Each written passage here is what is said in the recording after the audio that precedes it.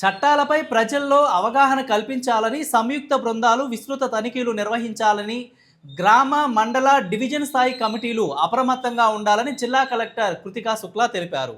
కోడి పందేలు నివారణపై జిల్లా సమన్వయ కమిటీ సమావేశం జిల్లా కలెక్టర్ కృతికా శుక్లా ఎస్పీ కృష్ణారావు నిర్వహించారు.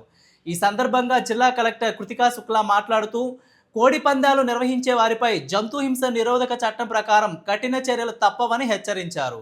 కోడి పందాలు జరిగే అవకాశాలున్న ప్రదేశాలను గమనించాలని అన్నారు. శనివారం అన్ని గ్రామాల్లో దండోరా వేయించాలని ఆదేశించారు. గత ఏడాది నమోదైన కేసులు, చేపట్టిన చర్యలను అడిగి తెలుసుకున్నారు. మండల స్థాయి కమిటీలను వెంటనే రెవెన్యూ, పోలీస్, పశుసంవర్ధక శాఖ, పంచాయతీరాజ్ శాఖలతో ఏర్పాటు చేయాలన్నారు. అన్ని గ్రామాల్లో పోస్టర్లు ఏర్పాటు చేసి అవగాహన కల్పించాలని తెలిపారు.